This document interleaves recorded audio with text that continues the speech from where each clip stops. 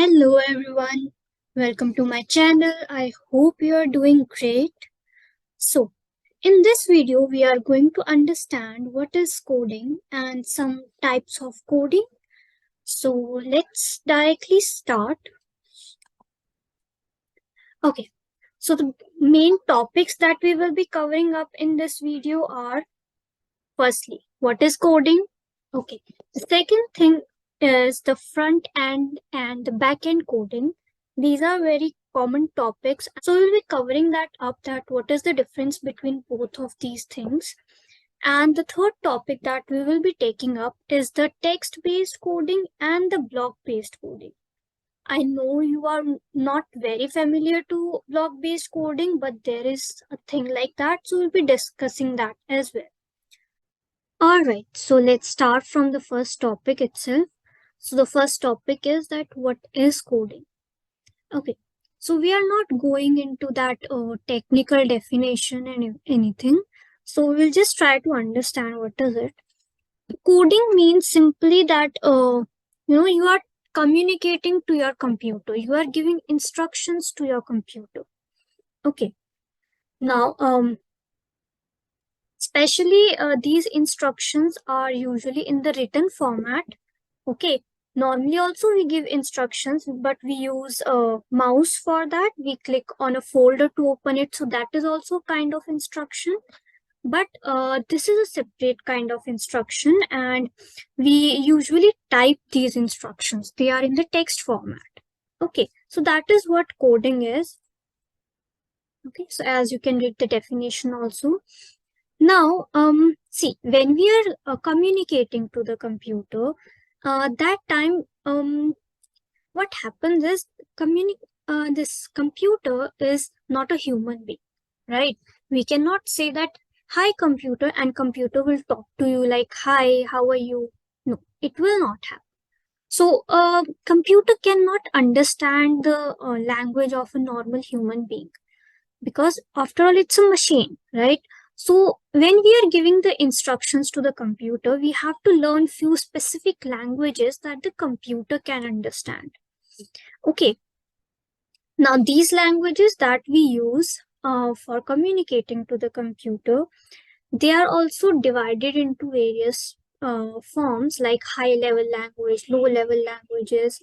Okay, so these depend upon that how easily a person can understand the language, or how easily a computer can understand the language.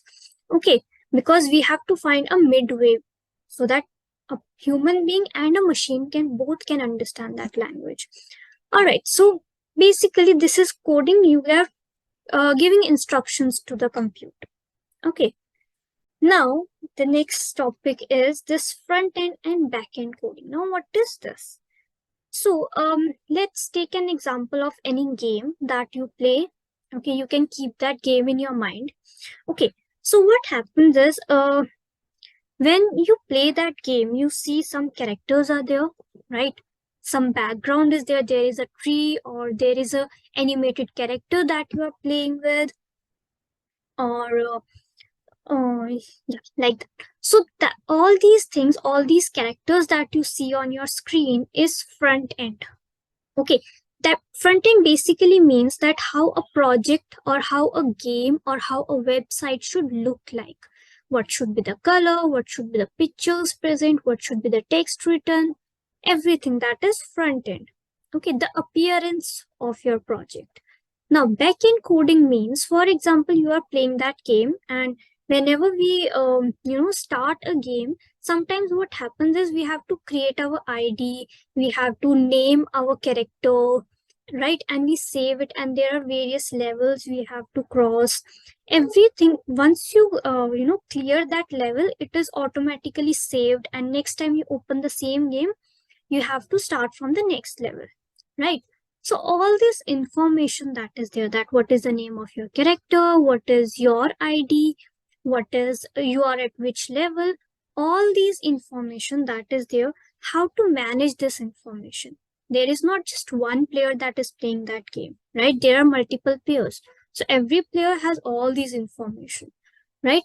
So this entire information is collected, and it it is saved somewhere. Now, where to save it, how to extract that, how to get that information whenever required, all this goes in the backend coding that is not visible to the user thing. Okay, now this is I don't know if this is something new for you or not. So let's understand this also, text based coding and block based coding. Now text based coding is where you have to type everything. Okay, you need a good typing speed, not very good. I won't say that you should be an expert or something, but still you need a good typing speed for this.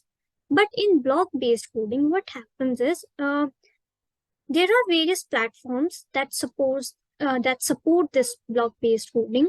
So what they do is they provide you with a variety of blocks. Okay, now you don't have to type much because everything is already typed on those blocks. You just have to connect those blocks in a proper sequence so that it makes a meaningful command for the computer. Okay, so that is a block-based coding. So for text-based coding, there are plenty of platforms and plenty of languages that we have. For example, Python is there, Java is there, all these languages are usually text-based, but for Python, I'll also show you a block-based platform. Okay, in later classes, we'll do that. And for normal block-based coding, you can refer Scratch is there. Then there is Thunkable is there. These are various platforms that support block-based coding. Now, usually if we see that how actual games are created that we play on our mobile phones or on a laptop, then it is mostly created by text-based coding. Okay, but block-based coding is very good if you are totally new to the coding. Okay, because in block-based coding you don't have to focus on your typing speed, you don't have to focus on where to put a bracket, which alphabet to write in a capital format, on which one to write in a small format. Okay, all these things you don't have to worry about. You just have to worry about that, okay, about the logic of the project.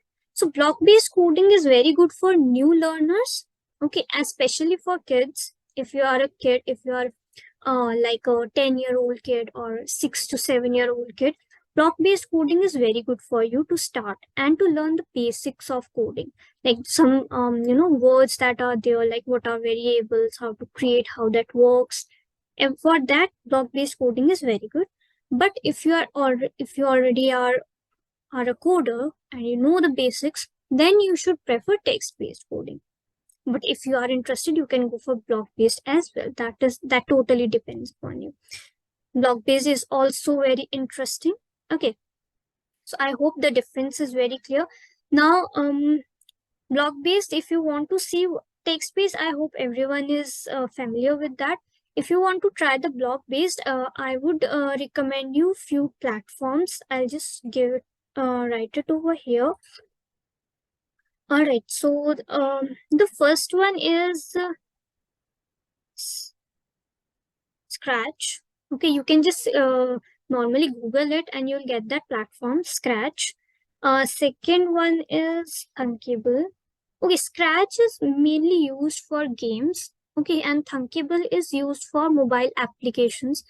Now, mobile app means the proper applications. Okay, you can launch them on Play Store. Thunkable is not like just create it and leave it. It will create a proper proper app that you can actually launch. Okay, so these two platforms are very good. You can try them if you are interested. And on this YouTube channel, I will be starting from scratch from this platform that is there.